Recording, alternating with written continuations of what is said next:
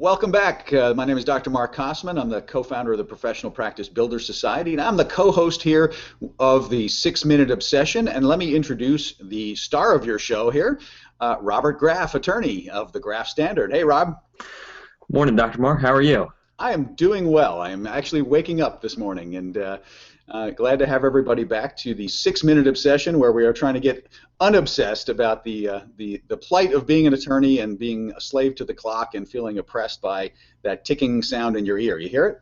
Yeah, I hear it all the time. Yeah. Yes, and your colleagues know exactly what we're talking about. So we are here to help you feel much more engaged and energized about your practice. So what are we talking about today, Rob? What's our topic for the day? A couple of things you hit it on actually is even knowing that there's an issue. I mean, right. It's hearing that ticking sound and realizing I shouldn't be hearing that in my head when there's no clock in the room, right? Exactly. Why is there an issue? Isn't this something that lawyers should all be doing? We should all be sitting there worrying about these minutes, feeling the stress on our shoulders. I think I mentioned last time that we don't need to have a weight on our shoulders, but how do we know that that weight's even there? And how do we know that that weight's not a natural weight? And what are some of the signs and symptoms of that? Well, so give me you've lived it, right? So give me some signs and symptoms. What should I, if I'm that attorney, I've launched my career, I've started working, I'm starting to really have some questions about, did I make the right choice? Because I'm not sure how happy I am in my work, maybe. But what are some signs and symptoms that I might be suffering from the 6-minute obsession? Well, the first one I would say is that actual questioning what your career is. Yeah, we didn't go to school for all those years that to think, oh, this is not what I want to do.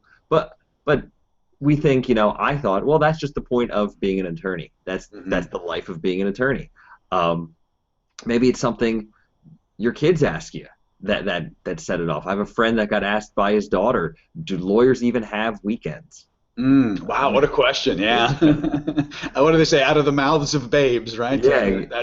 That honest assessment of, are you really in control of your life, Dad? that whole reflection, of from a child realizing, look at all this time you're putting in. I want to spend time with you. Is that something that connects with your values there? That you want to be connected with your children, which is something later on that we'll get into.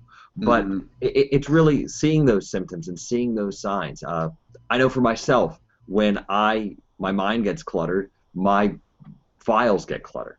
I know that when I left my job at the DA's office and I apologized profusely to the person who took my files, that they were a mess. They were an absolute mess. I would get the files, they would be orderly, but if they went anywhere beyond the first day, they just became a mess, and there's nothing that I could do to get them back in order. That's an interesting point. I've definitely noticed that about myself too. That my immediate and physical environment is actually a reflection of my mental state, which is a little scary to admit. Because if you could see my home office, is actually in a pretty good state right now. I've been in a major organizational uptick, but yeah, that chaos that starts to is kind of, for me anyway, a symptom that I'm kind of getting out of control, and I got to do something about this. And that's an interesting point that you bring up, Dr. Mark, is the fact that whenever I did a project, a big project, whether it was a brief, a memo, even doing legal research, I spent a day, and I know that wasted time, and I know that's not good for billable hours, but I spent a day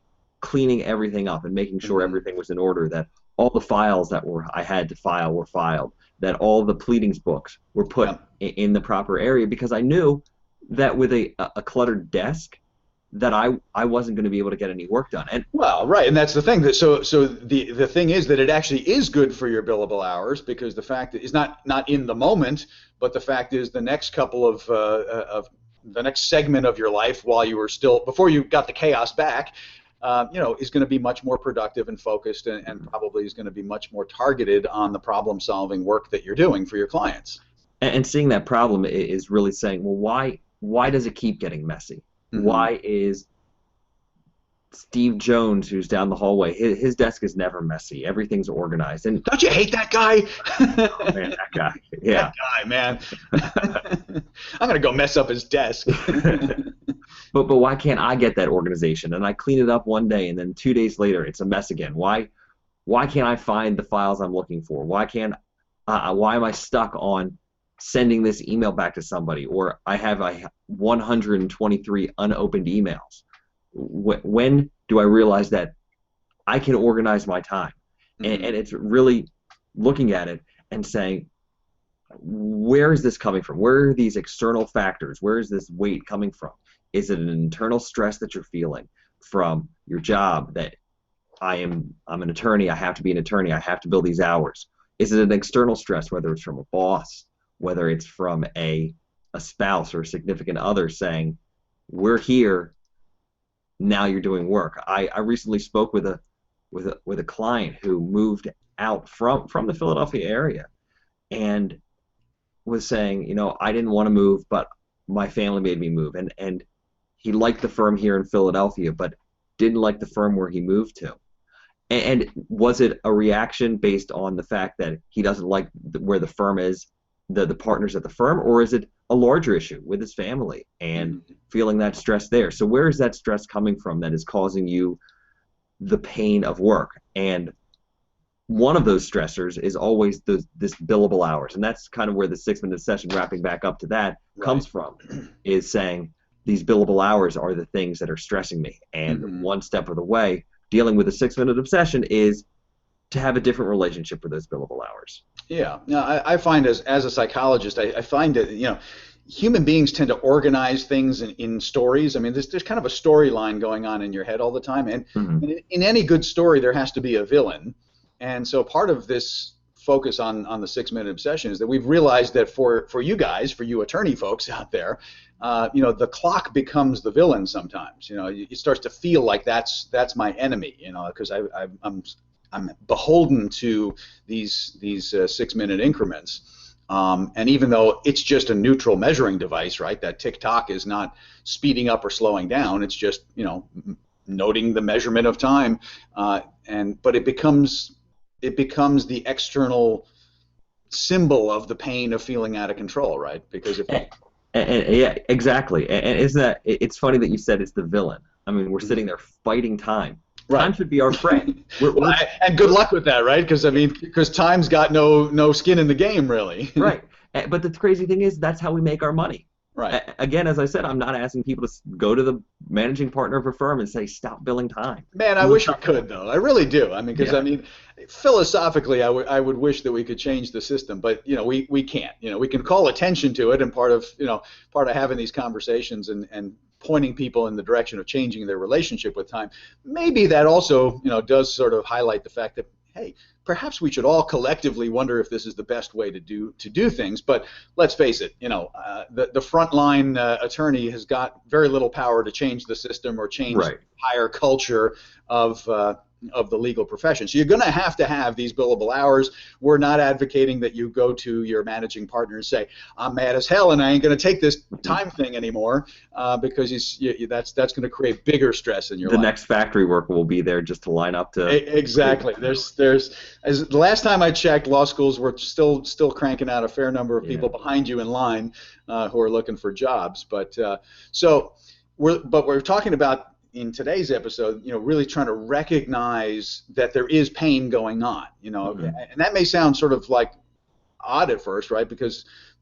But I think you hit the nail on the head. There is, because it is such a part of the fabric of the culture of being an attorney, certainly in a law firm where, you know, everything is down to billable hours, that there's a sense that this is just the way it is. I mean, you know, I'm supposed to feel this pain.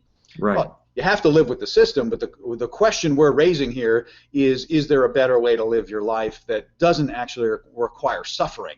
You know, you may have to deal with the clock and deal with the billable hours, but does that mean that you have to be miserable? Is that a prerequisite of being, you know, an attorney? Even though when you look left and right around this ant farm of a firm, that it seems like, okay, everyone else is miserable, so maybe I'm supposed to be miserable, right? And my answer is no, you don't have to be miserable, but we think we have to. And if you think you have to, then I would suggest that there is a problem there. We only have one life. It's a short life, and we spend a third, if not more, as attorneys, we spend more than a third of our lives at work. How many billable hours? No, I'm not going there. But even factoring in, we don't.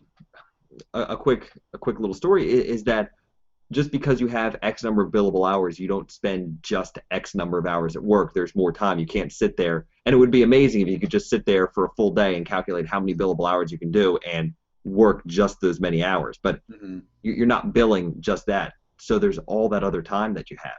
Right, absolutely. And so obviously we're not going to get deep into solutions to this situation today, but we are going to get into solutions as we kind of move forward with future episodes of the show. So we're starting with basically ground zero here, step one. I mean, you can't really even engage with a solution or look for a solution if you don't acknowledge that you need a solution, and that requires saying, you know what, I'm in pain. I got a problem here. I'm not liking this experience that I'm having in my relationship with the clock and my relationship with billable hours. And sure, you could question your choice of profession, but most people are not going to change gears at this point. You've invested a lot in this pathway you're on, so we've got to change this relationship. So step one here, if I'm hearing you loud and clear, Rob, is we've got to acknowledge that there is stress here. There is a problem here, and we got to have at least a little light bulb go off and say, well, maybe there's also a solution then.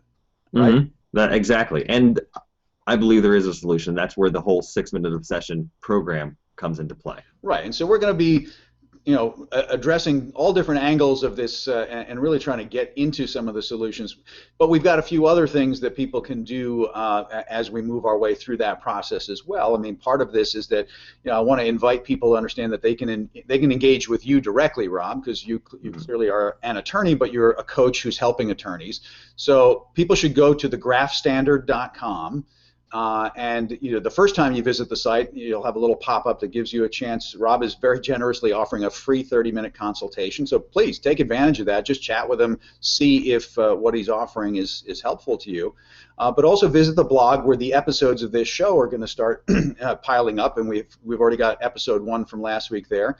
And at the bottom of the blog post, there's a form where you can actually subscribe to the show and get notifications so you can get every episode. So those are my 2 quick reminders for people. So get the consultation with Rob and sign up for the show, and then join us for the next episode of the 6-Minute Obsession.